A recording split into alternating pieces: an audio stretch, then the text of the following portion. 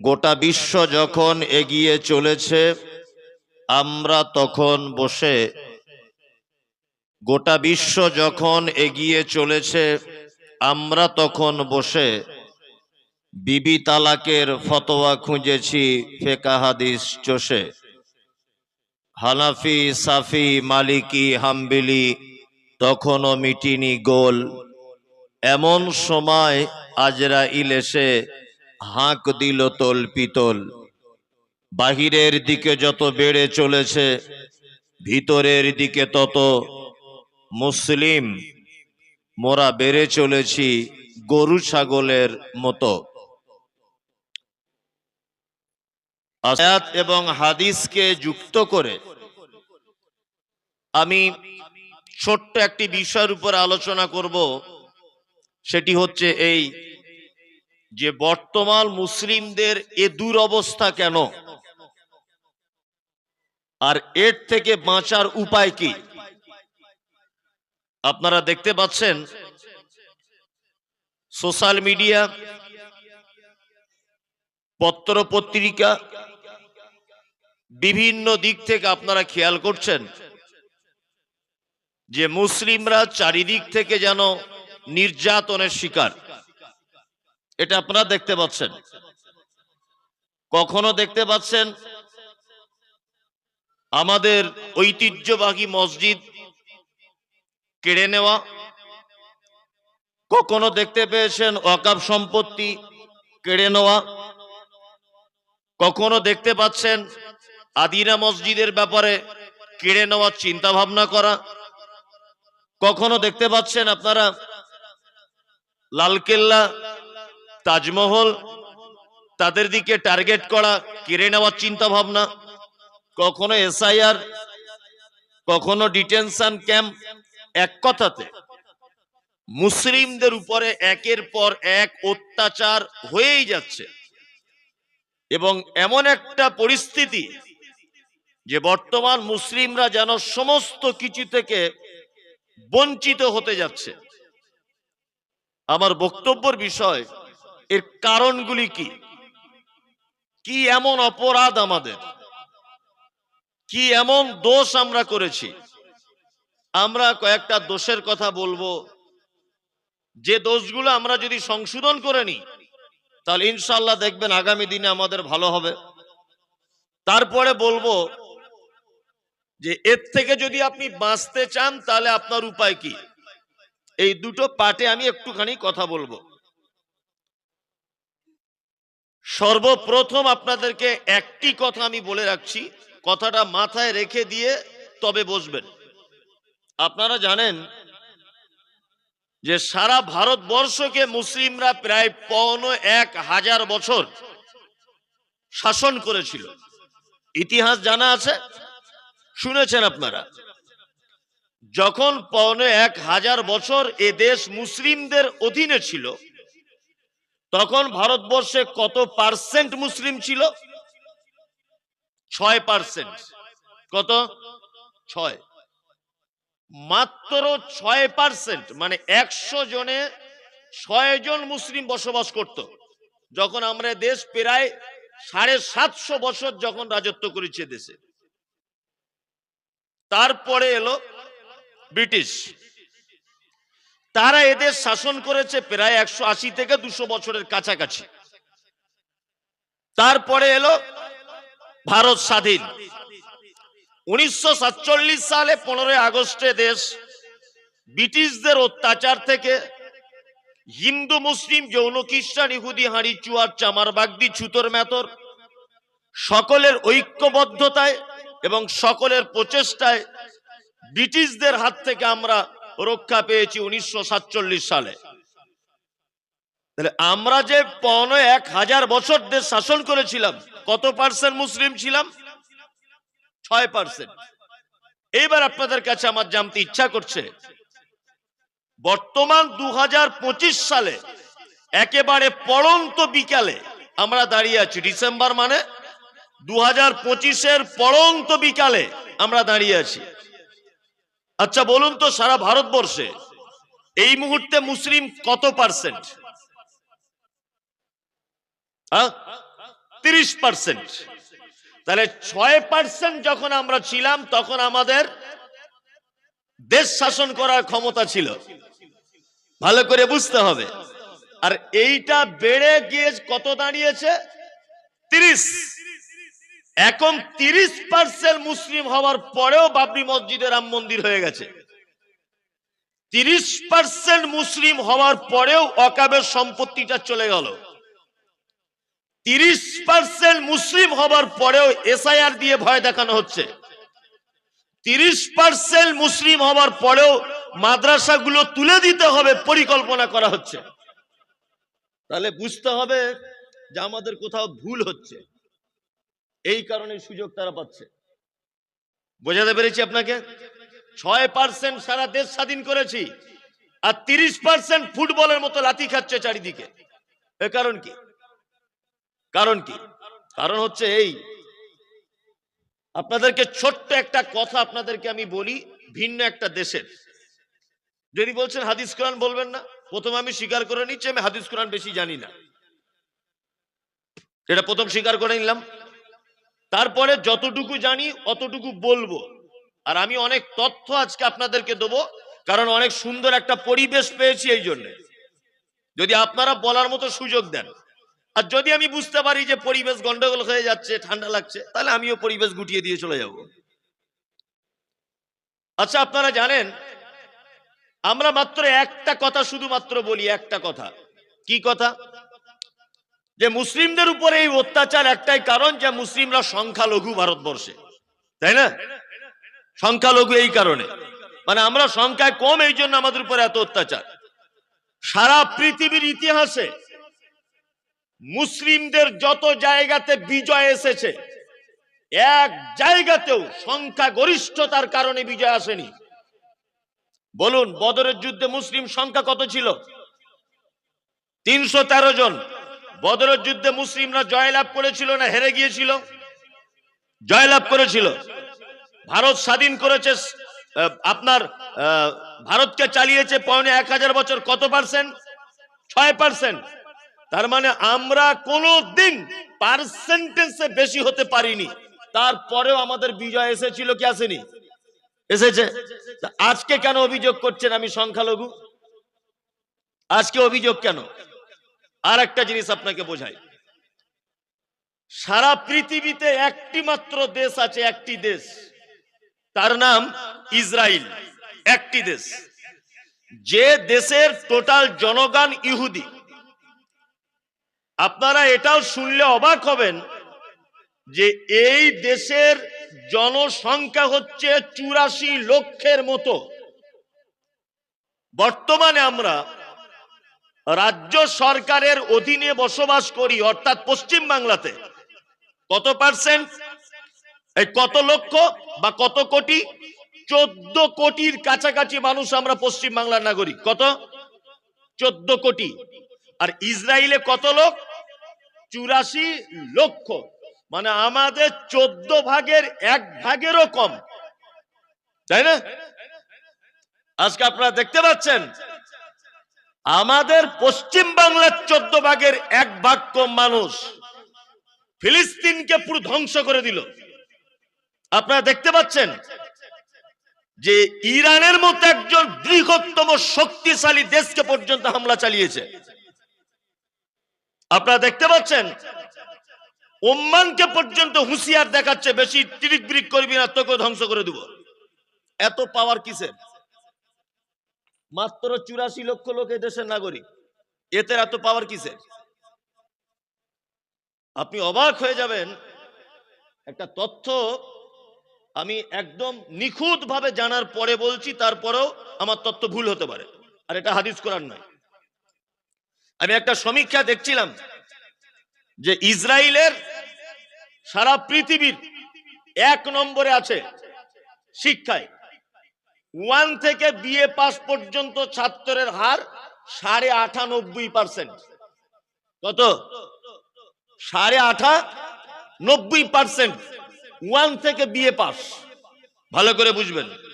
2, পৃথিবীর একটি মাত্র দেশ আছে যে 5 বছর বয়স থেকে 15 বছর বয়স পর্যন্ত কোনো ছাত্র যদি স্কুলে না যায়, তার বাপের 3 বছরের জেল খাটতে হবে। ভালো করে শুনুন অবাক করা তথ্যটা।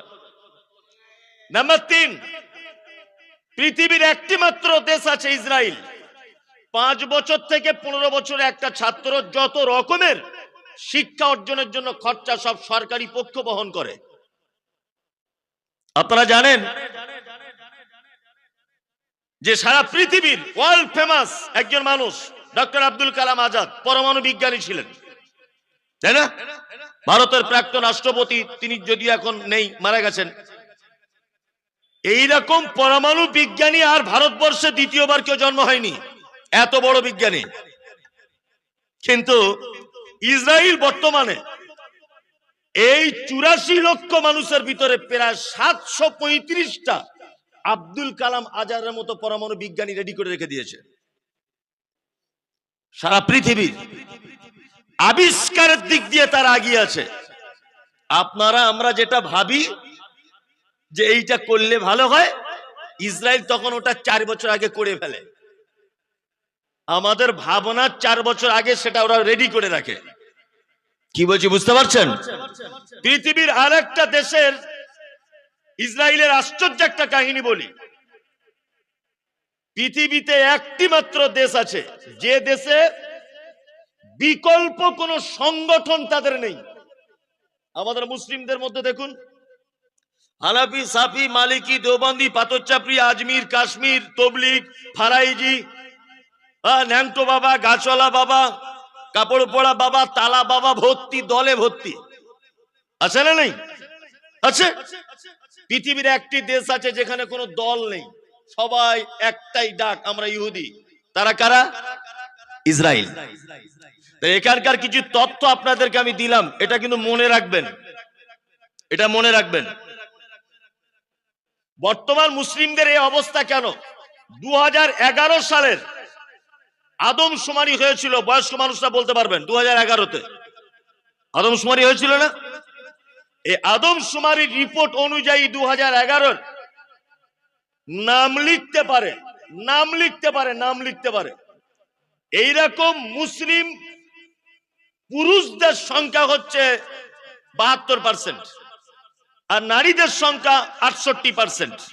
নাম লিখতে পারে, ভালো করে বোঝার চেষ্টা করুন।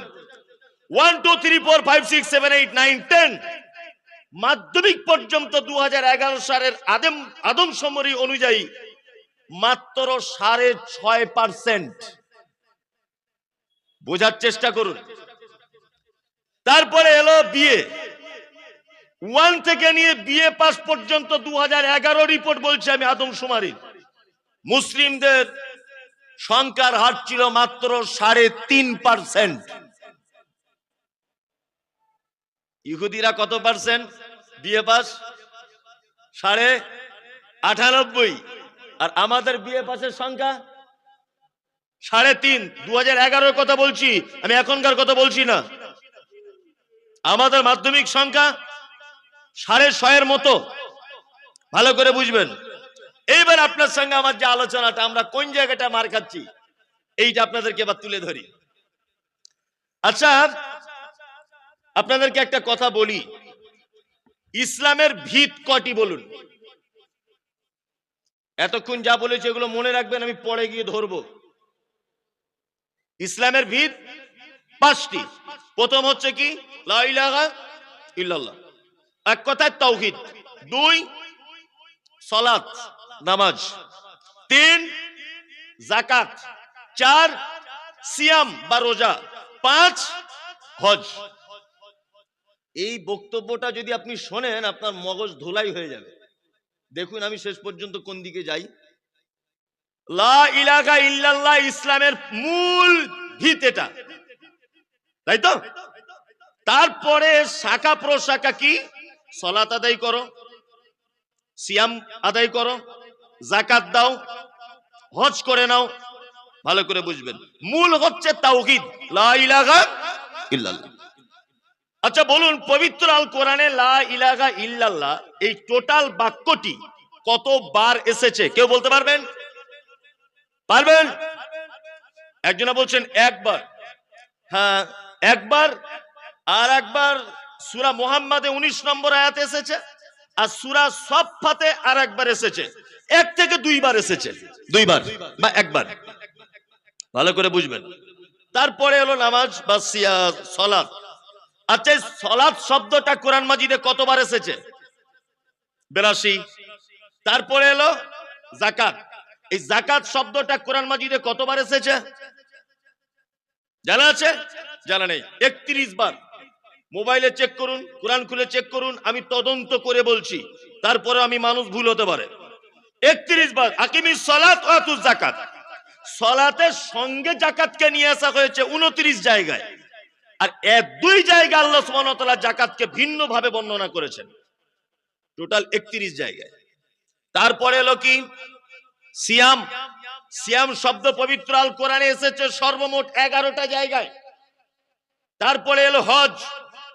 হজ শব্দটা পবিত্র আল কোরআনে এসেছে মাত্র 11 জায়গায়। আমি আবার প্রথম থেকে শুরু করছি, বোঝার চেষ্টা করুন।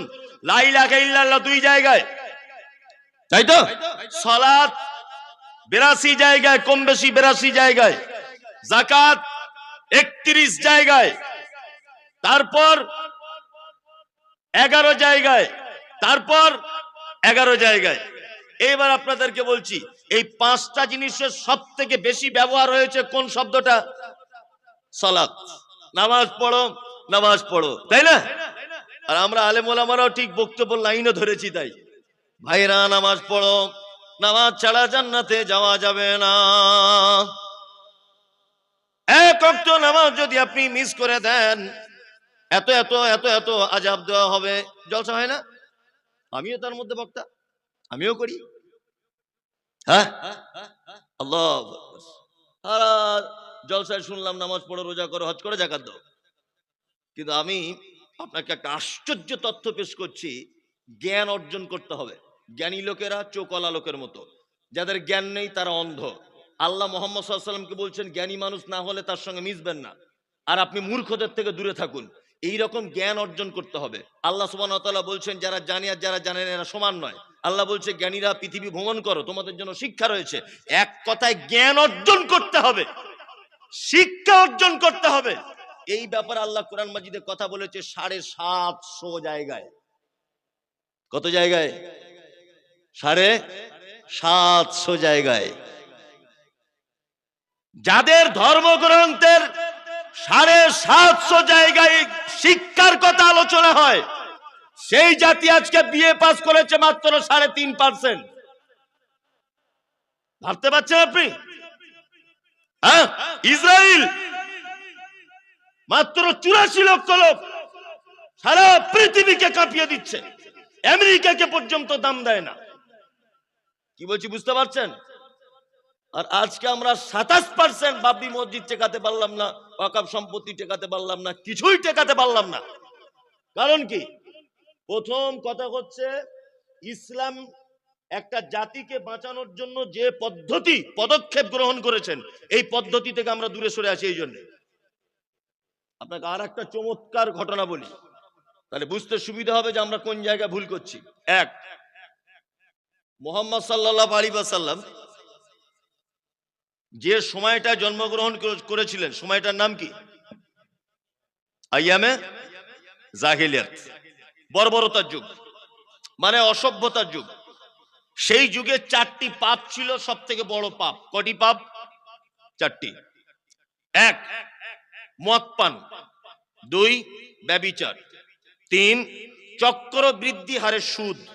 4, গোত্রীয় ঝামেলা, বংশে বংশে ঝামেলা। আউস এবং খাজরাত গোত্রের মানুষেরা, আলেম ওলামারা আছেন জানেন, যে একটা উটকে পানি পান করানোকে কেন্দ্র করে, একটা উট মানে ওই বংশের উট এই বংশের কূপে পানি পান করে নিয়েছে, এইটাকে কেন্দ্র করে যারা যুদ্ধ চালিয়েছে, প্রায় 100 বছরের কাছাকাছি যুদ্ধ চালিয়েছে। সেই যুগে সব থেকে বড় পাপ ছিল 4টে। আল্লাহ নবী সাল্লাল্লাহু আলাইহি ওয়াসাল্লাম ছোট থেকে তিনি ছিলেন নরম হৃদয়ের মানুষ, প্রতিবাদী মানুষ এবং মিষ্ট ভাষী ছিলেন। তিনি অন্যায় দেখলে প্রতিবাদ করতেন, মানুষের সঙ্গে মিষ্টি ভাষায় কথা বলতেন, অপরাধীকে নিজের অন্তর কমল করে ক্ষমা করে দিতেন, এই সমস্ত গুণ ওনার ভিতরে ছিল। আমি যে ঘটনাটা বলছি এটা নবী হবার আগে, নবী হবার আগে আল্লাহ নবী সাল্লাল্লাহু আলাইহি ওয়াসাল্লাম সমাজের এই অন্যায় দেখার ফলে তিনি একটা সংগঠন তৈরি করেছিলেন। সংগঠন, এই সংগঠন নাম দেওয়া হয়েছিল হিলফুল ফুজুল। যুবকদেরকে নিয়ে তিনি একটা সংগঠন তৈরি করেছিলেন যে অন্যায় যদি প্রতিরোধ করতে হয় তাহলে যুবকদেরকে দিয়ে অন্যায় প্রতিরোধ করতে হবে। সংগঠনের মাধ্যমে ঐক্যবদ্ধভাবে একটা জাতিকে পরিবর্তন করা যাবে। আল্লাহ নবী সাল্লাল্লাহু আলাইহি ওয়াসাল্লাম ছোট থেকে লেখাপড়া জানতেন? জানতেন? জানতেন না? এরই মাঝখানে মুহাম্মদ সাল্লাল্লাহু আলাইহি ওয়াসাল্লাম যেতেন কোথায়? গারে হিরায় আল্লাহ ধ্যান করতেন। একদা জিবরিল এলেন, এসে বলছেন ইকরা, আপনি পড়ুন। আল্লাহ নবী সাল্লাল্লাহু আলাইহি ওয়াসাল্লাম বলছেন আমি পড়তে জানি না। জিবরিল আমিন আল্লাহ নবী সাল্লাল্লাহু আলাইহি ওয়াসাল্লামের সঙ্গে নিজেকে ধরে চাপ দিয়ে ধরে বললেন বলুন ইকরা। আল্লাহ নবী বলছেন পড়তে জানি না। আবার বলছেন বলুন ইকরা। মুহাম্মদ সাল্লাল্লাহু আলাইহি ওয়াসাল্লাম বললেন ইকরা, 5টি আয়াত অবতীর্ণ হলো। আচ্ছা বলুন, এখানে একটা প্রশ্ন আপনাদের কাছে আগে বলেছি, ওটা ধরছি। মক্কায় তখন কটা পাপ ছিল? হ্যাঁ, 4টা। আল্লাহ কোরআনের আয়াত অবতীর্ণ করতে পারতেন এই 4টে পাপের ব্যাপারে, যে মদ তোমাদের জন্য হারাম, ব্যভিচার তোমাদের জন্য হারাম, চক্রবৃদ্ধি হারে সুদ তোমাদের জন্য হারাম, গোত্রীয় ঝামেলা তোমাদের জন্য হারাম। এই প্রসঙ্গে আয়াত অবতীর্ণ না করে মুহাম্মদ সাল্লাল্লাহু আলাইহি ওয়াসাল্লামকে গারে হিরাতে ডেকে নিয়ে গিয়ে বলছেন ইকরা, আপনি আগে পড়ুন, আগে পড়াশোনা করুন, পড়াশোনা করুন। আপনি যে একটা সংগঠনের মাধ্যমে সমাজ পরিবর্তন করতে চাইছেন হিলফুল ফুজুল, এই সংগঠন দিয়ে সমাজ পরিবর্তন করতে চাইছেন, একথা ঠিক। তবে আপনি যে লেখাপড়া জানেন না, আগে আপনি পড়াশোনা করুন, ইকরা পড়ুন। তার মানে বুঝতে পারা যায় একটা জাতিকে যদি অন্ধকার থেকে টেনে আলোর দিকে আনার কোন পথ যদি থাকে, একটা জাতিকে বাঁচাবার কোন রাস্তা যদি থাকে, 2টি জিনিস দিয়ে একটা জাতিকে বাঁচানো যায়। এক, ক্ষমতা হিসেবে যুবক সমাজকে ব্যবহার করতে হবে। 2, শিক্ষিত যুবক, শিক্ষার কারণে সমাজকে পরিবর্তন করা যাবে। আজকে আমাদের সমাজের অবস্থা কেন? আমাদের মসজিদ, আমাদের মাদ্রাসা, আমাদের ঈদগাহ, এইসব অবস্থা কেন, দুরবস্থা কেন? তার এটা একটা কারণ।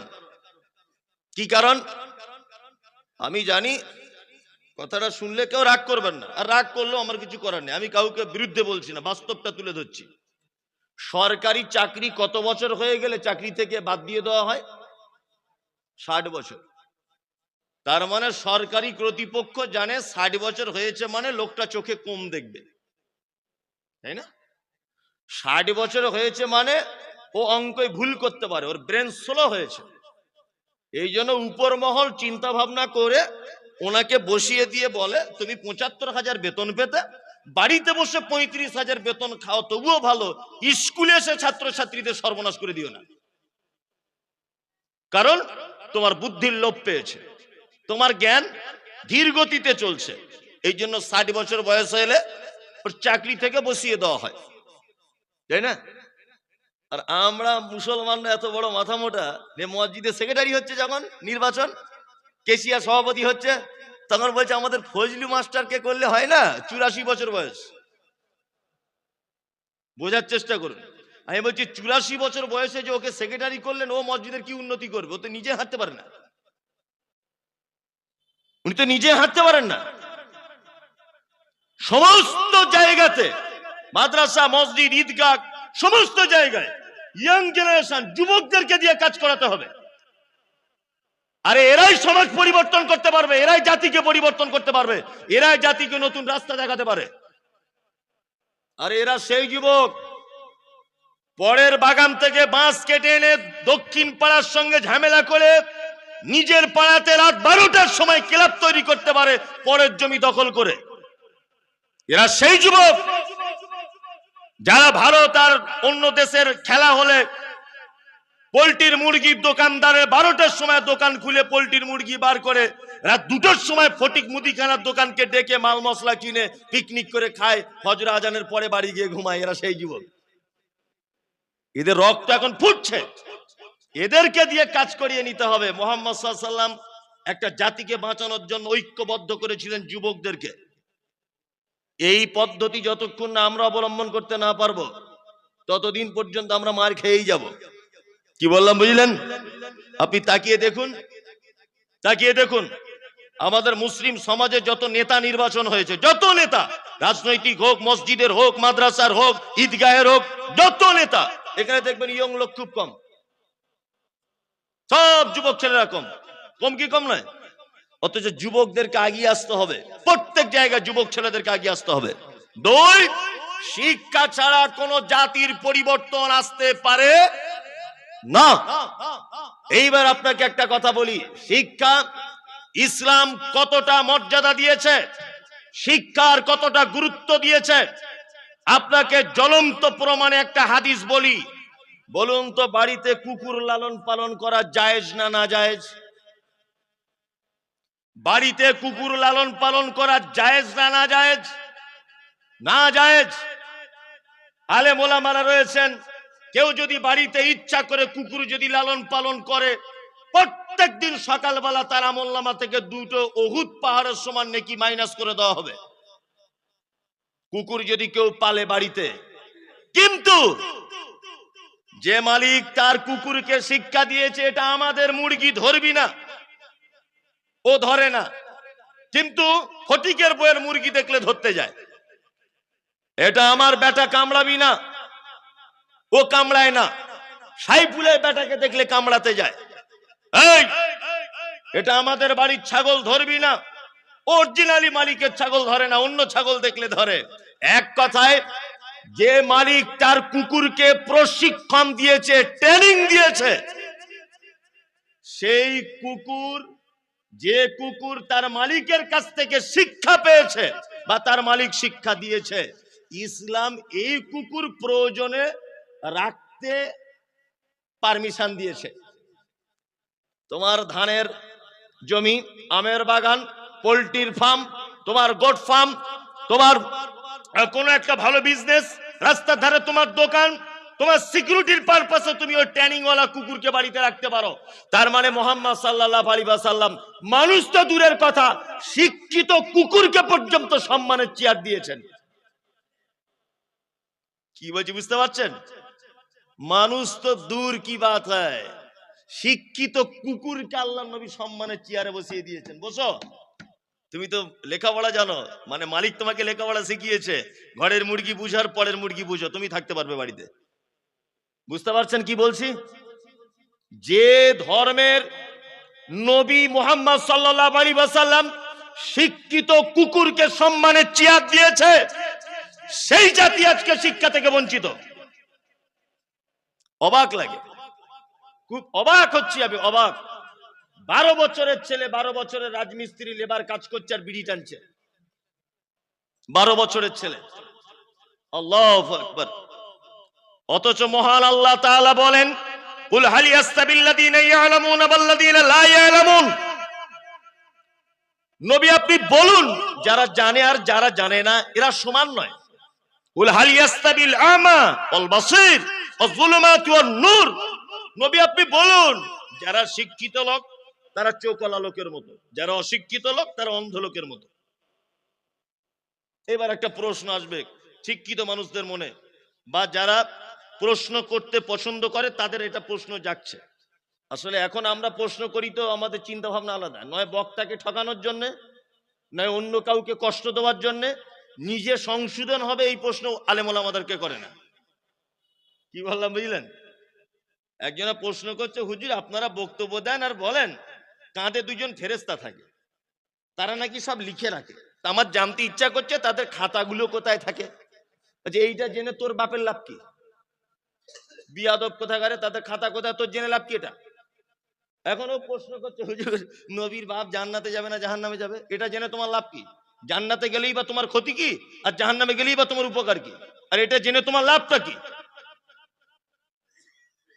এটা জেনে তোমার লাভ কি?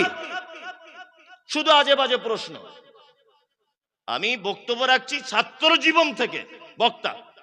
তা আমাকে কেউ এই পর্যন্ত বললো না যে আপনি ভাদু মাদ্রাসা এসছেন? হ্যাঁ হ্যাঁ, 1 ঘন্টা আগে এসছেন, তো আলহামদুলিল্লাহ। তা মৌলী সাহেব, আমি 2 রাকাত নামাজ পড়ছি, একটু দেখুন তো আল্লাহ নবীর মতো করে হচ্ছে কিনা। এ লোক নাই। আল্লাহুম্মা বাঈদ বাইনি ওয়া বাইনা খাতায়ায়া কামা বা'আদতা বাইনাল মাশরিকি ওয়াল মাগরিব, দুআয়ে সানাটা বলছি, আমার সঠিক করে হচ্ছে কিনা দেখুন তো। এ প্রশ্ন করার লোক নাই। হ্যাঁ, এই প্রশ্ন করার লোক নাই। ও প্রশ্ন করছে কি, নবীর বাপ জান্নাতে যাবে না মা জান্নাতে যাবে, এইটা আগে বলুন। মানে কি নিজে পরিবর্তন হবে, এই প্রশ্ন আসে না। আপনাদের মনে একটা প্রশ্ন আসতে পারে যে আপনি শিক্ষা অর্জনের কথা বারবার বারবার বলছেন, কোন শিক্ষা অর্জন করব?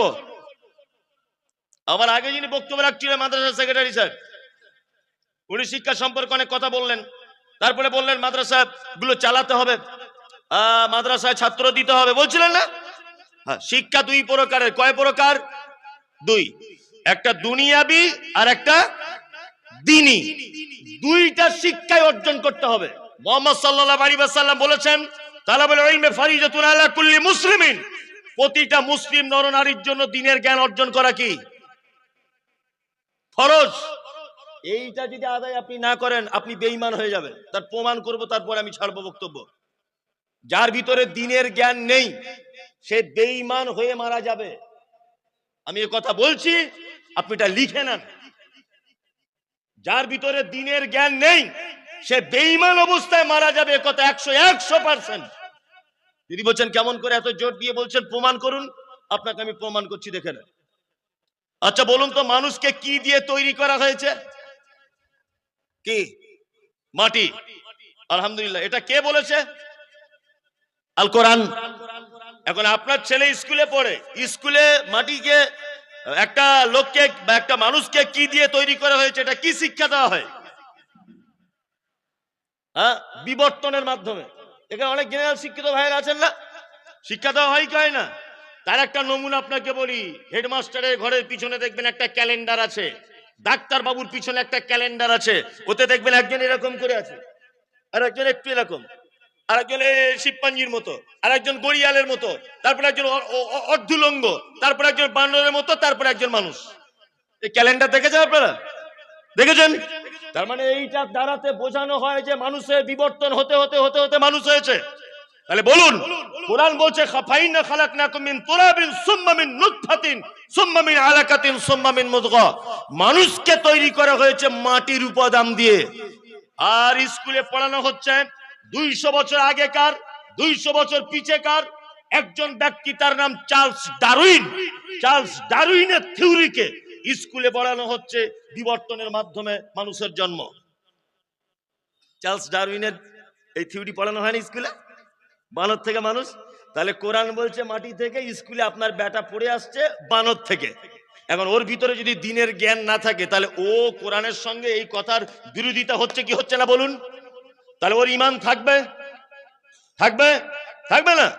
আমার মাঝে মধ্যে ইচ্ছা হয় যে চার্লস ডারউইন যদি বেঁচে থাকতো, তাহলে একবার ওনার কাছে গিয়ে বলতাম যে আপনি কি কথা বললেন, বানর থেকে মানুষ হয়? চি চি চি চি, কি চিন্তা ভাবনার কথা। আমার বাড়িতে একটা দেশি গরু আছে, 1-1.5 কেজি করে দুধ হয়। কি বললাম বুঝলেন? তা আমার বোঝানোর জন্য, এটা অরিজিনাল নয়। তো আমার স্ত্রী আমাকে বলছে যে মৌলভী সাহেব, এই 1.5 কেজি দুধে তো এখন হচ্ছে না, ছেলে মেয়ে দুজনা খায়, আপনার আব্বা মা খায়, তো দুধ বেশি হবে এরকম গরু পাওয়া যাবে না? তা আমি ডাক্তারকে বললাম ফোন করে, ডাক্তার ভাই, আচ্ছা কি করা যায় বলুন তো, এই দেশি গরুটা বিক্রি করে দিব নাকি, ও দুধ বেশি হবে এরকম গরু কিনি? তখন ডাক্তার বলছে কি দরকার, আপনার গরু যখন আবার বাচ্চা দেওয়ার টাইম হবে আমাকে বলবেন, আমি একটা জার্সি গরুর ইনজেকশন পুশ করে দেবো, জার্সি গরুর বাছুর হবে। আচ্ছা বলুন তো, এটা হয় কি হয় না? হয়। সত্যি জার্সি গরুর বাছুর হয়েছে, জার্সি গরুর দুধ বেশি হয়, দেশি গরুর কম হয়। আমার স্ত্রী এটা দেখেও তো, মেয়েদের বুদ্ধি যা হয়, ও দেখে বলছে সাংঘাতিক ব্যাপার, দেশি গরু পেট থেকে জার্সি গরু, ও তো বোঝে কম। আমার মেয়েটা একদিন খুব কাঁদছে, আব্বা আব্বা কি রে মা, তো বলছে আমাকে একটা হরিণের বাচ্চা এনে দাও না, খেলবো। আচ্ছা মা, ওটা তো কিনতে পাওয়া যায় না গরু হাটে। বলছে না আমার হরিণের বাচ্চা এক্ষুনি চাই, তাছাড়া তোমার গাড়িতে ইট মেরে ভেঙে দেবো। যেহেতু কঠিন বিপদ, আমার স্ত্রী তখন ঘর থেকে বার হয়ে বলছে আপনি সব জায়গায় বক্তব্য রাখেন, আপনার এই বুদ্ধি নাই, কেন ডাক্তারকে বলুন একটা হরিণের ইঞ্জেকশন আমাদের গরু দিয়ে দিতে, হরিণের বাচ্চা হবে। বললাম রে আল্লাহ তাহলে গোবর আর অন্য জায়গায় দেয়নি, তোর মাথাতেই দিয়েছে, ওই জন্য তো বলে মেয়ে আর পুরুষ। হ্যাঁ, আমার স্ত্রী এই কথা বলার পরে আমি খুব হাসছি যে সত্যি তাই না, হরিণের বাচ্চা হবে না। আমি মিথ্যা মিথ্যা করে অভিনয় করে ডাক্তারকে ফোন করেছি স্ত্রীর সান্ত্বনা দেওয়ার জন্য। ডাক্তারকে বলছি আরে শৈলেন বাবু, আগের বারে ইঞ্জেকশন দিলেন জার্সি বাছুর হলো, তো এবারে যদি একটা হরিণের বাচ্চা যদি জোগাড় করে দেন। তা আমাকে তখন বলছে আচ্ছা আপনাকে বক্তা হিসেবে ডাকে কারা? যে কেন? বলছে আরে পাগল, ওর ভিতরে যত পার্টস আছে গরু হবার পার্টস, আমেরিকার গরু ওর পেট থেকে পাবেন, ভিয়েতনামের গরু পাবেন, বাংলাদেশের গরু পাবেন, জার্সি গরু পাবেন, সবকিছু পাবেন ওর পেট থেকে। ওর পেটের যে মেশিন গুলো শুধু গরু তৈরি হবার মেশিন, বাঘ ভলুক হাতি সিংহ উট ঘোড়া এই পাবেন না। চার্লস ডারউইন সাহেবের কাছে আমার এটা প্রশ্ন করতাম যদি বেঁচে থাকতেন, যে ডারউইন সাহেব আপনি বলেছেন বানর থেকে মানুষ হয়েছে, আমার জানতে ইচ্ছা করছে বানর একটা ভিন্ন প্রাণী, ও একটা ভিন্ন প্রাণী, ওর পেট থেকে বা ওর বিবর্তনে কি করে মানুষ হয়? আর যদি এ কথা সত্যি হয়, আপনার থিওরি 200 বছর আগেকার থিওরি, আজও কেন আফ্রিকার কঙ্কো জঙ্গলে, আজও কেন ওই আপনার বাঁকুড়ার জঙ্গলে, সোনামুখীর জঙ্গলে, আজও কেন এলেমবাজারের জঙ্গলে, আজও কেন 24 পরগনা ভারত বাংলাদেশের মাঝখানে অবস্থান করছে সুন্দরবন, এই সুন্দরবন গুলোতে 200 বছরের ভিতরে কোনো বাঁদর মানুষ হলো না কেন? মানুষ হবার কথা ছিল কি ছিল না? তার মানে এই কথার সঙ্গে এই তত্ত্বর সঙ্গে কোরআনের সংঘর্ষ আছে না নেই? আছে না নেই? আচ্ছা, কোরআন বলছে ওর নাম ঈসা, কোরআন বলছে ওর মায়ের নাম মারিয়াম, স্কুলে পড়ানো হচ্ছে ওর নাম যিশু, ওর মায়ের নাম মেরি। কোরআন বলছে ওর জন্ম হয়েছে বাইতুল্লাহাম, স্কুলে পড়ানো হচ্ছে ওর জন্ম হয়েছে বেতেলহেম। তাহলে বলুন কোরআনের সঙ্গে এর নামের, এর মানে মায়ের পরিচয়ের, এর জন্মস্থানের বিপরীত শিক্ষা স্কুলে হচ্ছে কি হচ্ছে না? হচ্ছে। তার মানে আপনার ছেলে যদি শুধুমাত্র মাস্টার হয়, আপনার ছেলে যদি শুধুমাত্র ডাক্তার হয়, আপনার ছেলে যদি শুধুমাত্র ইঞ্জিনিয়ার হয়, আমি মুমতাজুল ইসলাম বলছি তার যদি দিনের জ্ঞান না থাকে ও বেঈমান হয়ে মারা যাবে। ওই জন্য মুহাম্মদ সাল্লাল্লাহু আলাইহি ওয়াসাল্লাম বলেছেন তালাবুল ইলমি ফারিজাতুন আলা কুল্লি মুসলিমিন। আমি বলিনি আপনার ছেলেকে মাদ্রাসায় পড়ে পাগড়ি বাঁধতে হবে মাথায়, এই কথা আমি বলিনি। আমি বলতে চাইছি দিনের বেসিক জ্ঞানগুলো আপনার ছেলের ভিতরে থাকতে হবে। হারাম কোনটা, হালাল কোনটা, বৈধ কাকে বলে, অবৈধ কাকে বলে, শিরিক কোনটা, কোনটা করলে জাহান্নাম, কোনটা করলে জান্নাত, এই সাধারণ বেসিক জ্ঞানগুলো ইসলামে অর্জন করা ফরজ। তারপরে আপনার ছেলেকে আপনি মাইকেল মধুসূদন দত্ত করুন, রবীন্দ্রনাথ ঠাকুর করুন, কাজী নজরুল ইসলাম করুন, আপনি অনেক কিছু করুন, আমাদের কোনো সমস্যা নেই। দুটো শিক্ষায় প্রয়োজন আছে, আছে না নেই? যে কোনো একটা ধরে যদি বসে থাকেন তাও বিপদ। যদি মনে করেন না আমি জীবনে স্কুলে পাঠাবো না, আমি মাদ্রাসা ভাদুতেই পড়াবো।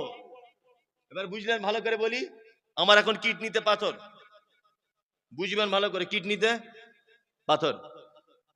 কোন মাদ্রাসার হেড মাওলানা একটু অপারেশন করে দিক তো, হাদিস পড়ে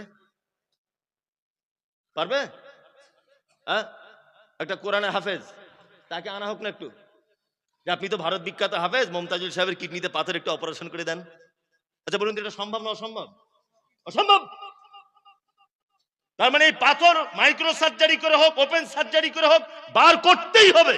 এর জন্য কোন জ্ঞানের প্রয়োজন? কোন জ্ঞানের প্রয়োজন? তার মানে দুটো জ্ঞানেরই প্রয়োজন আছে। এই জ্ঞান ছাড়া ওই জ্ঞান অচল, ওই জ্ঞান ছাড়া এই জ্ঞান অচল। আমাদের মাথায় গোবর ঢুকিয়ে দিয়েছে। হ্যাঁ বুবু তোর মেয়ের বয়স কত? বলছি 15 বছর। বলছে না আর পড়ানো যাবে না, বিয়ে দিয়ে দে। ও বোকা, বিয়ে দিয়ে দিয়েছে। বলছে না এখন যুগ জামানা খারাপ, বাবা আমার মেয়ে পর্দায় থাকে, 15 বছর বয়স মানে বিয়ে দিতে হবে। এই এখানে একটা মজার কথা বলে দিই, এইসব কথা আমার সঙ্গে আলেমুল আমাদের নাও মিলতে পারে, তবে আমি খুব অনেক দূরের দৃষ্টি থেকে তাকিয়ে বলছি। আপনার মেয়ে পর্দার ক্ষতি হবে বলে স্কুলে পাঠালেন না, ওই মেয়েটা এবার প্রেগনেন্ট, পেটে বাচ্চা, ও সিজার হচ্ছে কার কাছে? রাম শাম যদু মধু পরপুরুষ ডাক্তারের কাছে। না আপনার মেয়েকে উলঙ্গ করে দিয়ে ডাক্তার বাবু নিজে তার লজ্জাস্থান দেখছে, তার পেট পিঠ দেখছে আর সিজার করে দিচ্ছে পরপুরুষ ডাক্তার। আমি বলছি আপনার এই মেয়েটাই যদি ডাক্তার হতো, ক্ষতি কি ছিল? ক্ষতি কি ছিল বলুন? এই ভুল ধারণাগুলো এই মাথা থেকে বার করুন। আপনার মেয়ে স্কুলে যাবে, বিশাল শিক্ষায় শিক্ষিত হবে, হিসাব মেনটেন করবে, পর্দা নিজেকে রক্ষা করবে, পর্দা করে যত দূর পড়াশোনা করা সম্ভব তত দূর পড়াশোনা করুন। আপনার মেয়ে পর্দা ক্ষতি হবে বলে স্কুলে গেল না, তারপরে যখন পরপুরুষের সামনে তাকে সিজার করা হচ্ছে তখন পর্দার ক্ষতি হবে না? বলছেন না মৌলী সাহেব ওটা তো এমার্জেন্সির ক্ষেত্রে। আমি এটাও বলছি, তুমি কোন দেশে বসবাস করছো জানো না? তুমি এমার্জেন্সির ক্ষেত্রেই তুমি হিসাব মেনটেন করে কোন রকম করে কলেজে যাও, বিশ্ববিদ্যালয়ে যাও, তুমি ডাক্তার হও, তুমি ইঞ্জিনিয়ার হও, তুমি ব্যারিস্টার হও, তুমি উকিল হও।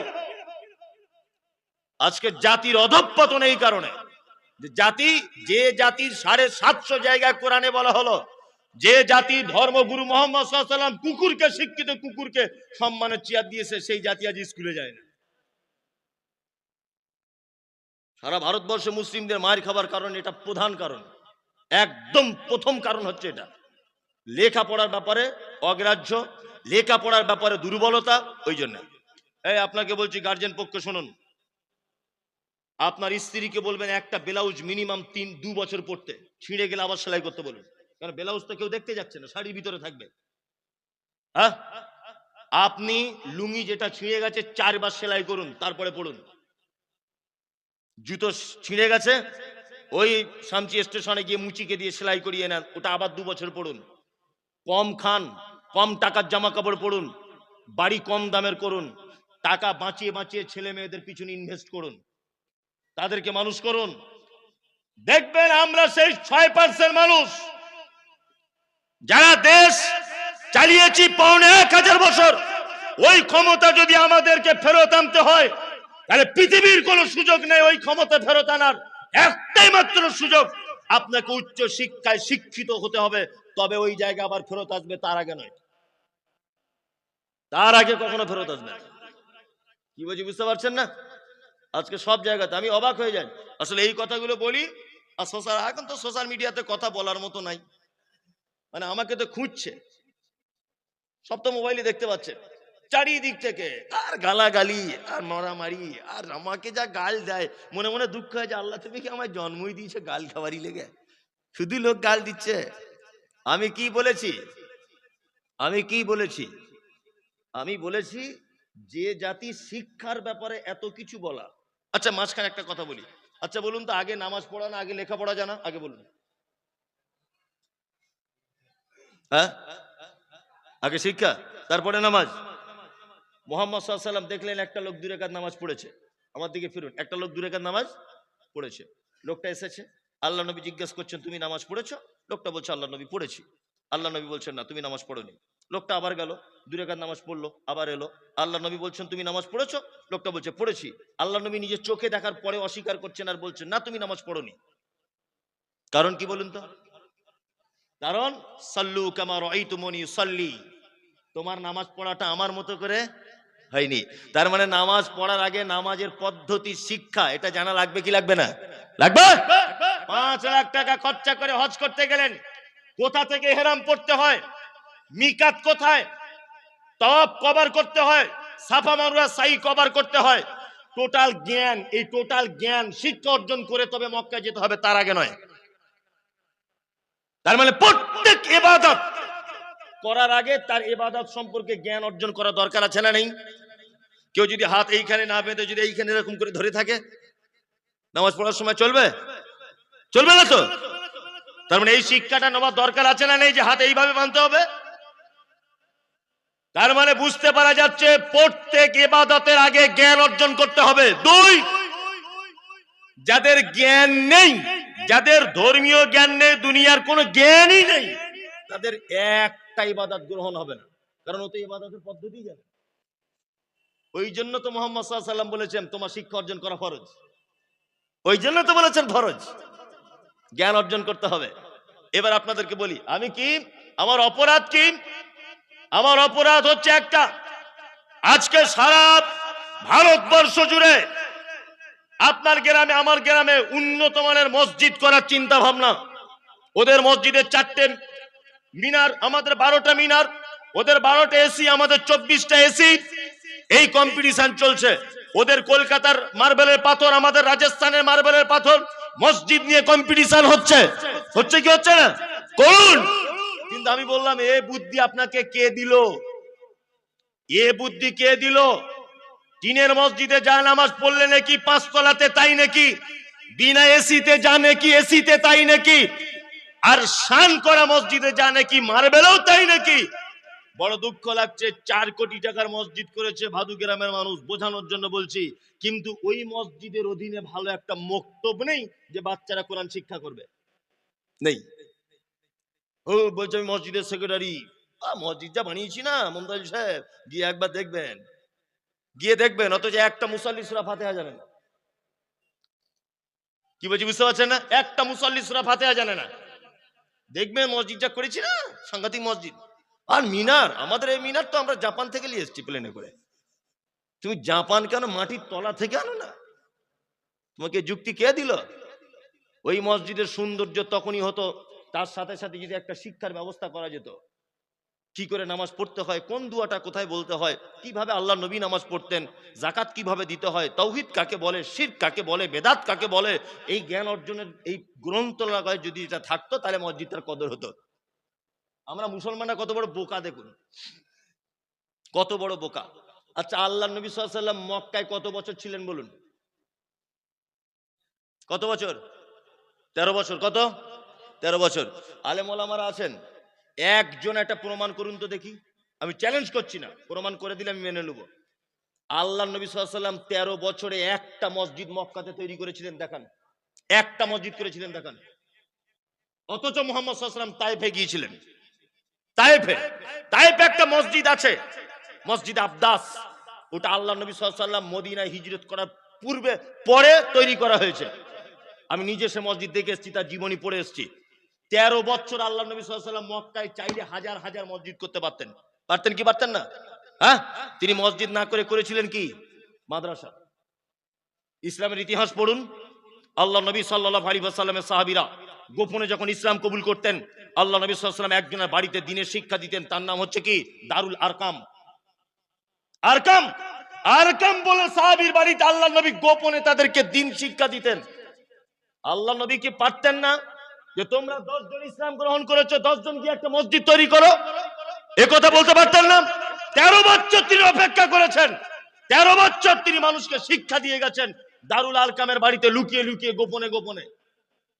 পৃথিবীর সব থেকে দামি মানুষ, সব থেকে জ্ঞানী মানুষ মুহাম্মদ সাল্লাল্লাহু আলাইহি ওয়াসাল্লাম, তিনি 13 বছর ধরে স্কুল তৈরি করেছেন, মাদ্রাসা তৈরি করেছেন, মানুষের শিক্ষার ব্যবস্থা করেছেন, মসজিদ করেননি। তারপরে যখন মদিনায় চলে এলেন, পরিবেশ অনুকূলে এলো, তখন আল্লাহ নবী সাল্লাল্লাহু আলাইহি ওয়াসাল্লাম একটা মসজিদ তৈরি করেছিলেন। মসজিদের নাম হচ্ছে মসজিদে কুবা। তারপরে মসজিদ নির্মাণ করেছিলেন, তার নাম নববী। আর আমাদের কি শিক্ষার ব্যবস্থা নেই? শুধু এইখানে একটা মসজিদ, ওখানে একটা মসজিদ, ওদের এসি, এদের ফ্যান, এই নিয়ে ব্যস্ত। অথচ সেই মুসল্লির একটাও কোরআন জানে না, একটাও সূরা ফাতিহা জানে না ভালো করে।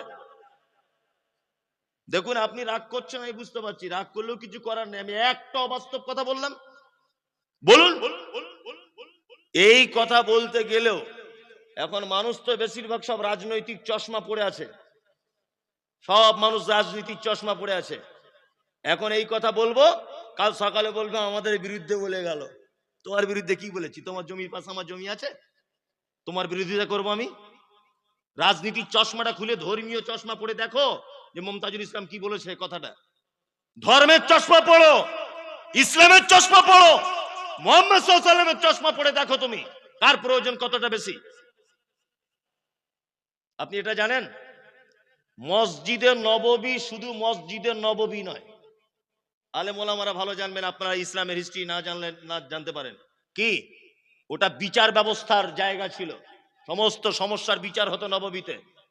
আজও পর্যন্ত আমি নিজের চোখে দেখে, প্রত্যেক 2 মাস 1 মাস অন্তর অন্তর মদিনায় যাচ্ছি আমি। আজও পর্যন্ত মদিনা ইউনিভার্সিটির ছাত্ররা, শিক্ষকরা মদিনা নববীতে ক্লাস করে। যারা এখানে হাজী সাহেব আছেন, মাদানী সাহেবরা আছেন, ভালো করে বলতে পারবেন।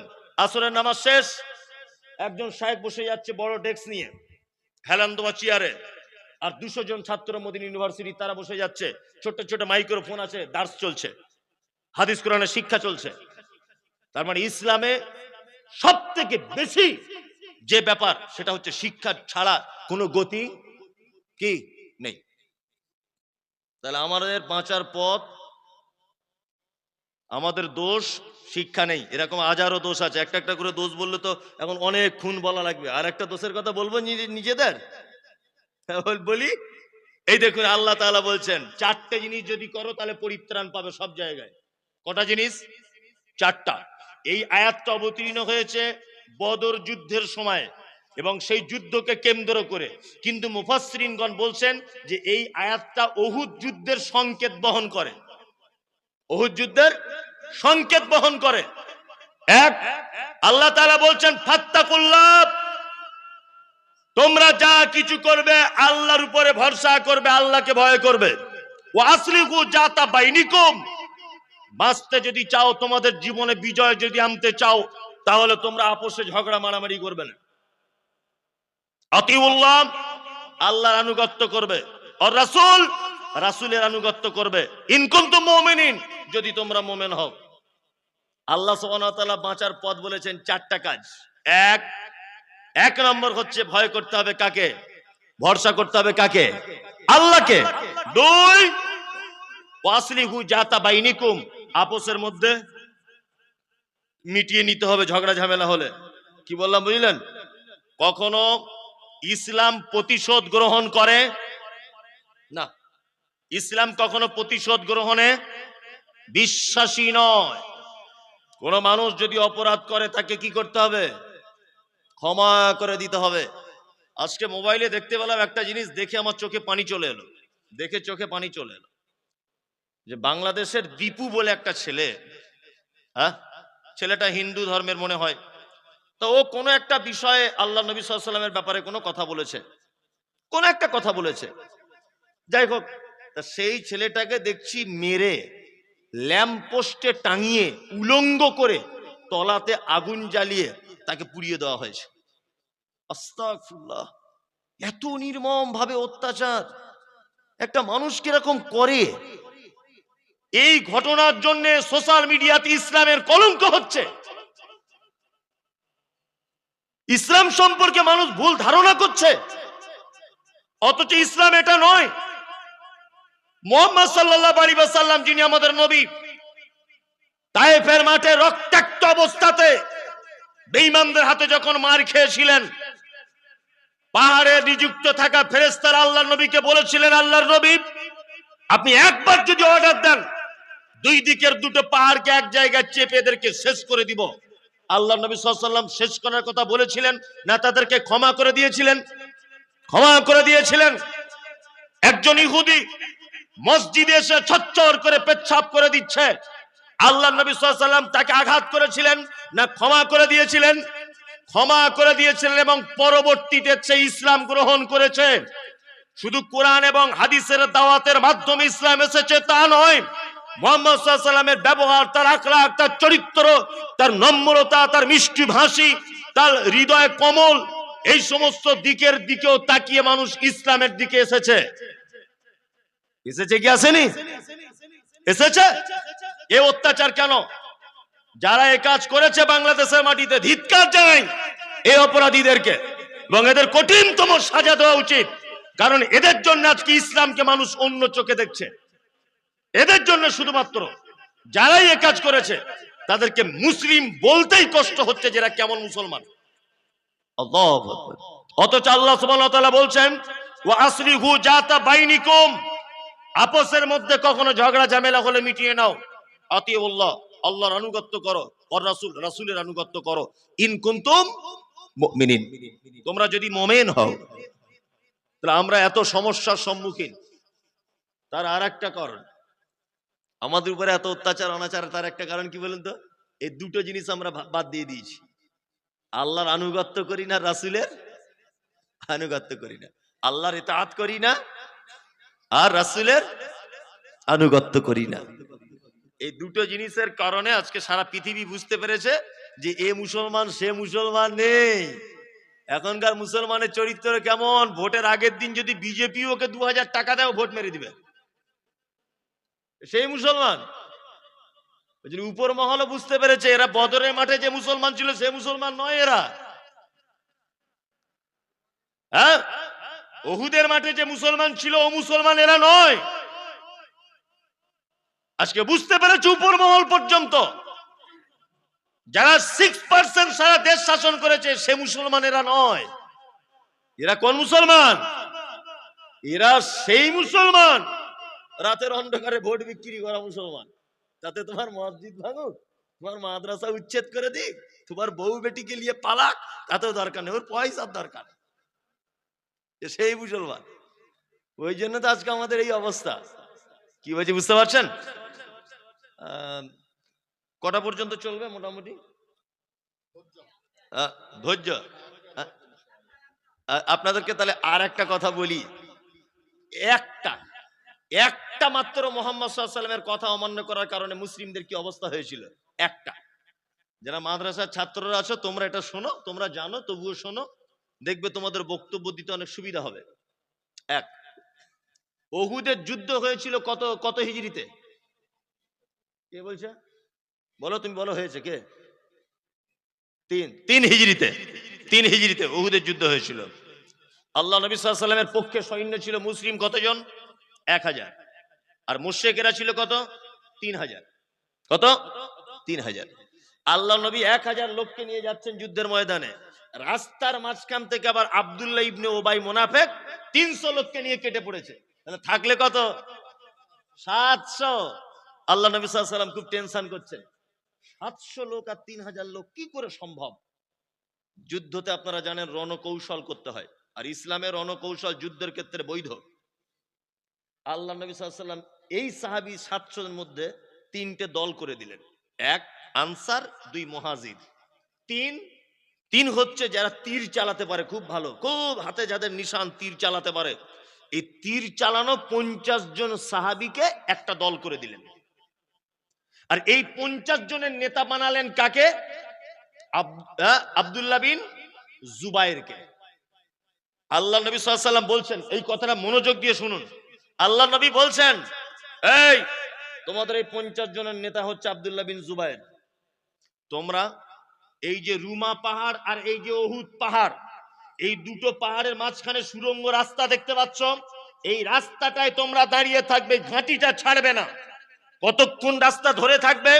তোমরা যদি দেখো আমাদেরকে উহুদের ময়দানে মেরে শেষ করে দিয়েছে, আমাদের মাথার মগজগুলো পাখিতে এসে ছিঁড়ে ছিঁড়ে খাচ্ছে, তবুও তোমরা এই ঘাঁটি ছেড়ে যাবে না আমি মুহাম্মদ সাল্লাল্লাহু আলাইহি ওয়াসাল্লাম যতক্ষণ না তোমাদেরকে না ছাড়তে বলবো। ঘাঁটিতে তোমরা দাঁড়িয়ে থাকবে, এই ঘাঁটি ত্যাগ করবে না। ভালো, যুদ্ধ চলছে।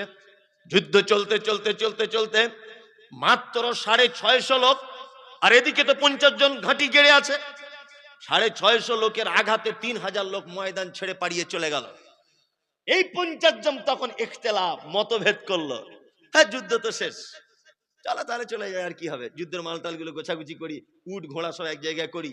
আব্দুল্লাহ বিন জুবাইর বলছেন, খবরদার নয়, আল্লাহ নবী আদেশ আসেনি এখনো পর্যন্ত, আল্লাহ নবী সাল্লাল্লাহু আলাইহি ওয়াসাল্লাম এখন এই ঘাঁটি ছাড়তে আমাদের বলেনি, তোমরা এই ঘাঁটি ছেড়ে দিও না, ক্ষতি হয়ে যাবে।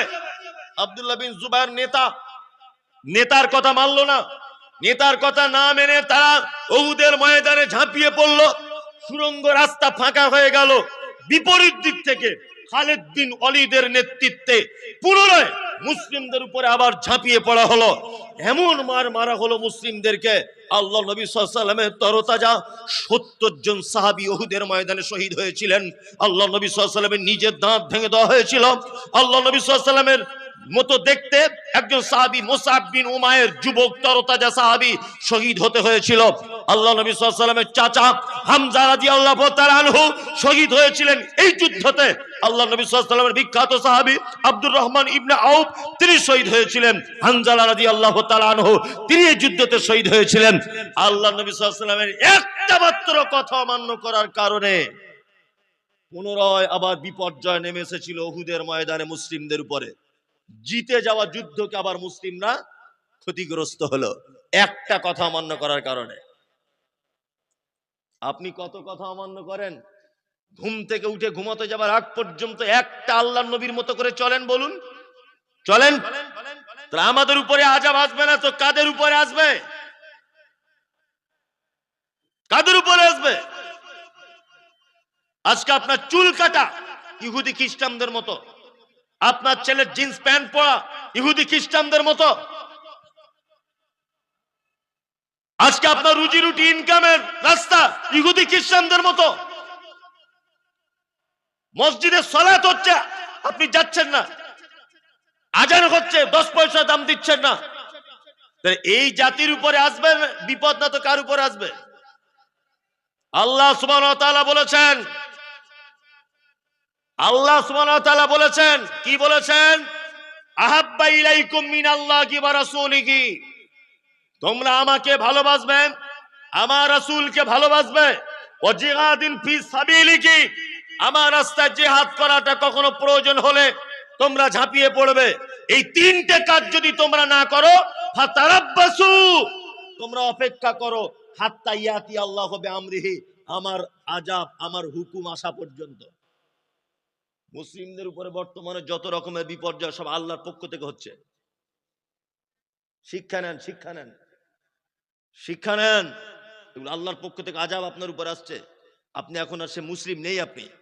আপনি নিজেকে থার্মোমিটার দিয়ে একবার চেক করে দেখুন। আপনি বলুন আমি মুসলিম, বলুন। শুধু নামটা আপনার আছে আব্দুস সামাদ, বাকি কাজগুলো আপনি আমি সবাই মিলে আত্মসমীক্ষা করি, সবাই মিলে একবার পরীক্ষা করি যে আমি কি সত্যি মুসলিম। আল্লাহু আকবার, আমি কি সত্যি মুসলিম? আত্মসমীক্ষা করুন।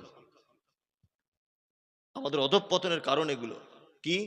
মুহাম্মদ সাল্লাল্লাহু আলাইহি ওয়াসাল্লামের আনিত দিন অনুযায়ী আমরা চলতে পারছি কি? না, কেউ চলতে পারছি না। তবে একটা কথা মাঝখানে বলে দিই, তবে ভয় করবেন না, ভয় করবেন। আমাদের উপরে যতই আযাব গজব আল্লাহর পক্ষ থেকে আসুক আর বান্দাদের পক্ষ থেকে আসুক, টেনশন করবেন না। লা তাহজান ইন্নাল্লাহা মা'ানা, কোনো ভয় নেই। আমাদের সাথে আছেন কে? কে? আল্লাহ। আমাদের ব্যাপারে চক্রান্ত করে পৃথিবীর কেউ কোনোদিন টিকতে পারেনি, কেউ টিকতে পারেনি। ফেরাউন টিকতে পেরেছিল? নমরুদ, বাংলাদেশের হাসিনা পেরেছে? পারেনি। নরেন্দ্র মোদী একটু দেরি হবে, একটু দেরি হবে, তবে খুব তাড়াতাড়ি গুটিয়ে এসেছে, বুঝলেন না? গুটিয়ে এসেছে খুব তাড়াতাড়ি, খুব তাড়াতাড়ি। ধৈর্য ধরুন। মানে ভারতবর্ষের 1947 সাল থেকে নরেন্দ্র মোদী পর্যন্ত 14 নম্বরের প্রধানমন্ত্রী, 14 নম্বরে সিরিয়ালে। এই 14 নম্বর প্রধানমন্ত্রী পর্যন্ত সব থেকে কম লেখাপড়া জানে, কম অভিজ্ঞতা সম্পূর্ণ, সেটা হচ্ছে নরেন্দ্র মোদী। কি বললাম বুঝলেন না? এবার আপনার একটা কথা বলি। অন্যান্য প্রধানমন্ত্রী লেখাপড়া সার্টিফিকেট ছিল, কিন্তু হয়তো তীক্ষ্ণ ব্রেন ছিল না, কিন্তু এর ব্রেন হচ্ছে সাংঘাতিক ব্রেন। এর যে কি ব্রেন! কিছু অশিক্ষিত লোক আছে দেখবেন তাদের এমন বুদ্ধি, আমি মোবাইল সত্যি কথা বলতে আমি বুঝি না, শুধু এই ফেসবুক টেসবুক একটু দেখতে জানি, স্বাভাবিক যেগুলো পারে। কিন্তু আমার পাশের বাড়ি একটা ছেলে আছে, একদম লেখাপড়া জানে না, যদি মোবাইলে কি লক হয়ে যায় কি হয়ে যায় ও সব ঠিক করে দেবে, অথচ আমি পড়তে পারছি, অথচ সে বুঝতে পারছি না। ভালো করে বুঝবেন। তা কিছু মূর্খ লোক আছে, তাদের তীক্ষ্ণ বুদ্ধি হয়। আজকে নরেন্দ্র মোদী সরকার একটা জিনিস বুঝতে পেরেছে, এটা আপনারা বুঝতে পারেননি, আমি যতটা বুঝেছি ওটা আপনাদেরকে বোঝাই, তারপরে হয়তো আপনার মাথায় ঢুকবে। দেখবেন সব কাজে হিন্দু মুসলিম হিন্দু মুসলিম, কারণ কি বলুন তো? আপনারা বুঝবেন না। হিন্দু মুসলিম হওয়ার কারণ হচ্ছে একটা, সেটা কি? 180 বছরের ক্ষমতা ব্রিটিশদের ভারতবর্ষে স্টিম রুলার চালিয়েছিল তারা। সেই 180 বছরের ক্ষমতা কিন্তু বাদল, বিনয়, প্রফুল্ল, ক্ষুদিরাম এরা যেমন ছিল আন্দোলনে ভারত স্বাধীনতায়, ঠিক তেমন মাওলানা আশফাকুল্লাহ খান, নিসার আলী, ইসমাইল অমৃতসরী, এই সমস্ত মুসলিমরাও ছিল। ওই জন্য এক কথায় হিন্দু মুসলিম যৌথ আন্দোলনের ফলে কিন্তু ভারতের স্বাধীনতা এসছে, তাই না? নরেন্দ্র মোদী জানে আমি দেশের যে সর্বনাশ করেছি, হিন্দু মুসলমান যদি এদের বন্ধু রাখা যায়, তাহলে এরা দুইজন এক হয়ে ব্রিটিশদের মতো আন্দোলন করবে আমাদের বিপক্ষে। আমার পালাতে তাহলে আর রাস্তা পাওয়া যাবে না। ওই জন্য সর্বক্ষণ হিন্দু মুসলিমকে আলাদা করে রেখে দিয়েছে। কখনো মন্দির তৈরি করছে, আবার কখনো মসজিদ ভেঙে দিচ্ছে। তার মানে হিন্দু মুসলিম যেন মিল না হয়, মিল হলেই তো বিপদ। কি বলছি বুঝতে পারছে না? মিল হলেই তো বিপদ। এটা একটা মারাত্মক বড় চালাকি, মারাত্মক। আর একটা কথা আপনাদেরকে বলি, সব থেকে বড় চক্রান্তকারী কে? কে? আল্লাহ। কে? আল্লাহ। আপনি যতই চক্রান্ত করেন, সমস্ত চক্রান্ত ফাঁস করে দিবে কে? আল্লাহ। আপনারা জানেন যে দক্ষিণ 24 পরগনায় কিছুদিন আগে মানে মা কালীর গর্দান কেটে দেওয়া হয়েছিল। শুভেন্দু অধিকারী এটা নিয়ে একেবারে তোলপাড় তোলপাড়, এমন তোলপাড়, এই মাদ্রাসার জেহাদিরা করেছে, মৌলভী সাহেবরা করেছে, দাড়িওয়ালারা করেছে, মুসলমানরা করেছে। আল্লাহর কি কল, প্রমাণ হয়ে গেল নারায়ণ হালদার বলে একটা হিন্দু আরএসএস এর ছেলে করেছে। এটা ভালো করে বুঝবেন। বনগাঁ স্টেশনে একটা ছেলে দাড়ি টুপিওয়ালা পাকিস্তানের পতাকা বাঁধছিল, এইটা ধরা পড়ে গেল। শুভেন্দু অধিকারী তো একদম পুরো যেমন আর কি ভাষা ওর, মুসলমানরা করেছে, পাকিস্তানের পতাকা বাঁধছে এখানে। লাস্টে ধরা পড়ে গেল নকল দাড়ি, নকল পাঞ্জাবি, আরএসএস এর, জাতিতে হিন্দু। ভালো করে বুঝবেন। কিছুদিন আগে আইলাম মোহাম্মদ নিয়ে খুব বাড়াবাড়ি করছিল, কজনকে অ্যারেস্ট করা হলো। আর আমাদের মুসলমানরা তো আবেগে চলে, আবেগ, আবেগ না আবেগ। মানে আমি একটা জিনিস অবাক হয়ে যাচ্ছি, এত আবেগ বেশি আমাদের মুসলিমদের যে ভালো মন্দ বোঝার ক্ষমতা হারিয়ে ফেলেছে। যে কোনটা ভালো আর কোনটা মন্দ এটা বুঝে নাও, আবেগে ভাসছে। আল্লাহু আকবার, আবেগ বেশি আমাদের। তা কথা হচ্ছে নিয়ে এবারে আইলা মোহাম্মদটা লেখা হলো, যখন অ্যারেস্ট করা হলো, মুসলমানরা তখন বলছে ওরে বাবা আইলা মোহাম্মদ লিখেছে বলে অ্যারেস্ট করা হবে। নিয়ে এরা খেপে গিয়ে রাস্তায় সব ফেস্টুন টাঙিয়ে দিল আইলা মোহাম্মদ। আপনাদের এখানে টাঙিয়েছিল ব্যানার, ব্যানার অনেক জায়গায় টাঙিয়েছে, রাস্তাঘাটে দেখতে পাচ্ছেন না? আইলা মোহাম্মদের ব্যানার টাঙিয়ে দিল। ব্যানারটা ঝড় বৃষ্টিতে পড়ে গেল নিচে, ওর উপর দিয়ে কুকুর হেঁটে চলে গেল। আচ্ছা বলুন তো এবারে নবীর সম্মান বাড়লো না কমলো?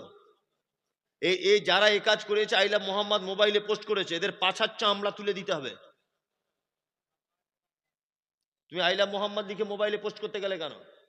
একটা অন্য ধর্মের মানুষ তো তোমার নবীকে গাল দিতে পারে। কি দরকার তোমাকে এত চুলকানি করার? কি দরকার? কি দরকার তোমাকে ফেস্টুন লাগানো মোহাম্মদের? ওই ফেস্টুনটা কাল ছিঁড়ে গেলে ওই ফেস্টুন মধ্যে কুকুরে হেঁটে যাবে, তো নবীর সম্মান বাড়লো না কমলো? কমলো। আমি এই বক্তব্যটা দিয়েছি প্রথমে দক্ষিণ 24 পরগনাতে, দেওয়ার পরে আমার ব্যাপারে এত গাল যে নবী বিরুদ্ধের লোক তকমা দিয়ে দিল। আল্লাহর কি কল, 21 দিন পরে আমি দেখতে পাচ্ছি যে যাদেরকে মোহাম্মদ বলে অ্যারেস্ট করা হয়েছিল একজনা মুসলিম নয়, 5 জনাই আরএসএস এর হিন্দু। সাম্প্রদায়িক দাঙ্গা বাঁধাবার জন্য এটা করেছিল। তার আগে ছিল বিহারের ভোট, তারপরে মনে আছে হিন্দু মুসলিম বিহারে একটা সাম্প্রদায়িকতা বাঁধানোর জন্য এটা চক্রান্ত করা হয়েছিল। এটা ফাঁস হয়ে গেল। এখন শেষ ফাঁদ পেতেছে এসআইআর করতে হবে। ঘর মে আগ লাগি হ্যায় ঘর হি কি চিরাগ সে। শুভেন্দু খুব বড় বড় লেকচার মারছিল, এখন ওর বাড়ির পাশে 350 লোকের নাম বাদ, একজন মাত্র মুসলিম। খেলা সামলাও। বিহারে 4.5 লক্ষ লোকের নাম বাদ, মাত্র 78 জন মুসলিম, 3 জন রোহিঙ্গা। 4.5 লক্ষের ভিতরে কত মুসলিম? 78 জন। ঠেলা সামলাও। মানে অপরের জন্য গর্ত খুঁটলে গর্তে পড়তে হয় কার? নিজে। কি বললাম বুঝলেন না? এসআইআর টেসআইআর এসব থাকবে না। আমি মমতাজুল ইসলাম বলছি, লিখে নেন, এটা থাকবে না। কারণ যাদের জন্য গেঁড়া কল করেছিল এখন বিপদ ওদের বেশি হয়ে গেছে। ওই জন্য দেখবেন বলবে এসব করে আর লাভ নেই, আমরা সবাই ভালো, আমরা সবাই মিলে ঝুলে থাকি। তার মানে কি গেঁড়া কলে ফেসেছে, তো কিছু করার নেই। এখন আর নতুন করে এসআইআর নিয়ে কেউ কিছু বলছে দেখছেন? আর কোনো কথা নাই। আর আমাদের মুসলমানদের যাদের নাম বাদ গেছে, আমাদের কিছু বদমাইশির জন্য বাদ গেছে। বদমাইশি কি? বেটার নাম রেখেছে মোহাম্মদ আসগার আলী লস্কর তরফদার। অরিজিনাল কথা বলছি, মোহাম্মদ শফিউর রহমান সরকার তরফদার। আচ্ছা, এই নাম কেউ লিখতে পারবে? লিখতে পারবে না তো, হবে না। নামের গন্ডগোলের কারণে নাম বেশি বাদ গেছে। হাদিস কোরআনে কত ছোট ছোট নাম আছে, নাম রাখুন। আব্দুল্লাহ, শর্ট নাম আব্দুল্লাহ। আদিল, মেয়ে হলে নাম রাখুন আয়েশা, খাদিজা, ভুলের কোনো জায়গা নেই। আর মুসলমানদের আর একটা দোষ কি, আমার নাম মমতাজুল ইসলাম, আবার আমার ছেলের নাম লেখার সময় লিখছি তামিমুল শেখ তামিমুল ইসলাম। এ শেখ কোথা থেকে এলো? এ কোথা থেকে এলো? এই ব্যাপারগুলো আগেকার মানুষ যা করেছে না জানার কারণে। নতুন বাচ্চা কাচ্চা হলে খুব সাবধানে নামটাম রাখবেন। আগামী দিন আরো খারাপ আসছে, আগামী দিন কি আরো খারাপ আসছে। সচেতন ভাবে থাকবেন, খুব স্ট্রং ভাবে থাকবেন। আমার ভুল ধরবে কি আমি তার ভুল ধরবো, এরকম হয়ে থাকতে হবে। তবে টেনশন করবেন না, 2002 সালের ভোটার লিস্ট দূর কি বাত হয়। মুহাম্মদ সাল্লাল্লাহু আলাইহি ওয়াসাল্লাম বলেছেন, কুল্লু আজমিন ইয়াকুলুত তুরাব। মানুষের মাটির এত পাওয়ার, মানুষকে তার ভিতরে দিলে মাটি একেবারে খেয়ে চৌচির করে দেয়। ইল্লা আজমি জামবে। তবে শোনো, মানুষের শরীরে একটা হাড্ডি আছে, কিয়ামত পর্যন্ত কবর খেতে পারে না। কিয়ামত পর্যন্ত কবর খেতে পারে না। তার মানে বুঝতে পারা যাচ্ছে পুরাতন কবরস্থায় কবর খুললে একটা দুটো হাড্ডি পাওয়া যায়, যায় কি যায় না? তারপরে আল্লাহ নবীর কথা সত্য, এটা আপনারা বিশ্বাস করেন? নবীর কথা সত্য বিশ্বাস করেন? 2002 সালের ভোটার লিস্ট দূরের কথা, আমার দাদুর দাদুর কবর থেকে হাড় বার করে ডিএনএ টেস্ট করে প্রমাণ করবো আমি মমতাজুল দেশের নাগরিক। তুমি কি করবে? তুমি তো চিতায় পুড়িয়ে দিয়েছ। তুমি কি করবে? হ্যাঁ, তোমার তো আগুনে ঝলসে শেষ হয়ে গেছে। আমাদের গেঁড়া কল করতে এসো না, আমরা কবর থেকে হাড্ডি তুলে প্রমাণ করবো ডিএনএ টেস্ট করে আমরা দেশের নাগরিক। তুমি কি করবে করো। কি বলছি বুঝতে পারছেন না? হ্যাঁ, ওই জন্য বলছি কোন রকমের যারা ইমামদার মুসলিমদের বিপক্ষে দাঁড়িয়েছে, আল্লাহর পক্ষ থেকে তারা ধ্বংস হয়েছে। সময়ের অপেক্ষা, ধৈর্য ধরুন, ধৈর্য ধরুন, সময় কথা বলবে, ধৈর্য ধরুন। আর নিজের ইমানটাকে কি করুন, মজবুত করুন। ইনশাআল্লাহ দেখবেন আল্লাহ আপনার পক্ষ হয়ে আপনাকে বিজয় দান করবে ইনশাআল্লাহ। এই শুনুন শুনুন শুনুন, বসুন, এই বসুন। 12:30 বাজে, আপনারা চলে যাবেন, 12:35 হয়ে গেল, চলে যাবেন। শীতকাল, আমি আপনাদেরকে বিরক্ত করছি না। এবার একটা ছোট্ট কথা উপদেশ আপনাদেরকে আমি দিই, উপদেশ কি? আচ্ছা বলুন তো, একটা দেশকে বাঁচাতে পারে কারা? বলুন, একটা দেশ, এই দেশকে বাঁচাতে পারে কারা? দেশের সেনারা। সেনা, সেনা দুর্বল হলে দেশ দুর্বল, তাই না? আচ্ছা বলুন, ইসলামের সেনা কারা? কারা ইসলামের সেনা কারা? আলেমরা, আলেমরা, তাই না? ইসলামটাকে ধরে রেখেছে কার? আলেমরা। আর এই সেনা তৈরি হবার কারখানা কোথায়? মাদ্রাসা। কোন দেশ যখন আর একটা দেশে যখন আক্রমণ করে, দেখবেন সেনা ঘাঁটিতে আক্রমণ করে, পারে না? সেনার ঘাঁটিতে আক্রমণ করে, কারণ সেনাগুলোকে মারতে পারলে দেশটাকে দখল করা খুব সহজ। ওই জন্য দেখবেন ভারতবর্ষের সরকার অন্য কোনো জায়গায় টার্গেট নেই, মাদ্রাসা। তার মানে সরকার জানে যে এইখান থেকে ইসলামের সেনা তৈরি হয়, এই সেনার কারখানা আগে ভাঙতে হবে। কি বললাম বুঝলেন? সরকার সব থেকে বেশি রাগ এই সেনার কারখানা ভাঙার জন্য। আচ্ছা এবার বলুন, আমাদের এই সেনা যদি দুর্বল হয়ে যায়, তাহলে আমরা টিকে থাকতে পারবো? আপনার মায়ের জানাজা পড়াবে কে? বাপের কে পড়াবে? বেটির বিয়ে কে পড়াবে? ছেলের আকিকা কে? ছাগল জবাই করবে কে? তার মানে এই সেনার কারখানা ছাড়া আপনি বাঁচতে পারবেন না। এই সেনার কারখানাগুলো টিকিয়ে রাখার দরকার আছে না নেই? আছে। যে কোনো মূল্যে সেনার কারখানা বাঁচাতে হবে। আমি আপনাদেরকে ছোট্ট একটা টিপস দিয়ে যাচ্ছি। মসজিদের জন্য চাঁদা আদায় করতে এলে কোথাও থেকে 10 টাকা দেবেন, 20 টাকা দেবেন, 200 টাকা দেবেন, আপনার ক্ষমতা অনুযায়ী। মাদ্রাসার জন্য যদি কোথাও চাঁদা তুলতে কেউ যায়, তাকে দেখলে 2000 টাকা দেবেন ক্ষমতা থাকলে। কারণটা আপনাকে বলি। মসজিদে আপনি 10 কুইন্টাল রড দান করেছেন, রড ঢালাই হয়ে গেল, আচ্ছা বলুন, এই মসজিদটা 100 বছর পরেও সংস্কারের জন্য আবার ফের ভাঙা হবে কি হবে না? ভাঙা হবে মসজিদ, আবার ওই জায়গায় নতুন মসজিদ হবে, বিল্ডিং ধসে পড়বে, সিমেন্ট বালি ক্ষমতা কমে যাবে, তাই না? তাহলে আপনার 10 কুইন্টাল রড ওটার দ্বিতীয়বার কাজে লাগবে না ভাঙড়ির দোকানে যাবে? ভাঙড়ির দোকানে চলে যাবে। তাহলে আপনার 10 কুইন্টাল রডের নেকির লংজিভিটি 100 বছর ধরে নেন, তাই তো? তারপর আপনার নেকি শেষ। রড দিয়েছে কে? না ফজলুল হক রড দিয়েছে। আবার ফজলুল হকের নেকি শুরু হলো। ভালো করে বুঝবেন। আপনি ভাদু মাদ্রাসায় 200 টাকা দিয়েছিলেন, 200, ওই 200 টাকায় দুটো ইট কেনা হয়েছিল, আর ওই একটা বিল্ডিং এর সাইডে দুটো ইট গাঁথা আছে। ওই রুমে বা ওই মাদ্রাসায় পড়ে একটা ছেলে কোরআনের হাফেজ হলো, ও আর 5 জনকে হাফেজ করলো, সে আরো 5 জনকে করলো, সে আরো 5 জনকে করলো। বলুন কিয়ামতের আগের দিন পর্যন্ত কোরআন পড়ার এই সিলসিলা জারি থাকবে কি থাকবে না? থাকবে। তার মানে পৃথিবীতে একটি মাত্র জায়গায় দান করলে কিয়ামতের দিন পর্যন্ত নেকি পাওয়া যায়, তার নাম মাদ্রাসা। কি বলছি বুঝতে পারছেন? আমি যে মাদ্রাসায় পড়েছি, ওই মাদ্রাসায় আমাকে খাওয়ার জন্য যারা দান করেছিল, ভালো করে বুঝবেন, যারা দান করেছিল, আমি সেই মাদ্রাসা থেকে আলেম পাস করেছি। আমি বর্তমানে এখন মাদ্রাসা নিজে করেছি, প্রায় 250 কাছাকাছি ছাত্র কোরআনের হাফেজের জন্য পড়ছে, তারা আলহামদুলিল্লাহ দোয়া করবেন। এই 250 জন আমার পক্ষ থেকে, তারা আল্লাহ আমাকে দিয়ে করাচ্ছেন, হাফেজ করাচ্ছেন তাদের, তারা 250 জন আরো এরকম কত হাজার হাজার হাফেজ করবে। যত হাফেজ কিয়ামতের দিন পর্যন্ত হবে, আমি যে মাদ্রাসায় পড়েছিলাম এই মাদ্রাসায় যারা দান করেছিল সবাই নাকি পাবে, কিয়ামতের দিন পর্যন্ত নাকি পাবে। সাদকা জারিয়া, সিলসিলা জারি। আর মসজিদে দান করেছেন, কত বড় বোকা। নিজের গ্রামে মাদ্রাসায় 500 জন ছেলে খেতে পায় না, ও এইখান থেকে মাথায় করে ইট নিয়ে যাচ্ছে। ভাবতে পারছেন আপনি? ও এইখান থেকে ইট নিয়ে যাচ্ছে মাদ্রাসায়, এই মসজিদে। অথচ এই মাদ্রাসায় 500 জন ছাত্র এইখানে কোনোদিন ভুল কেউ দেখে না যে 1 টিন তেল দিব মাদ্রাসায়, 1 টিন তেলের দরকার, এটা দেবো, এই চিন্তা ভাবনা নেই।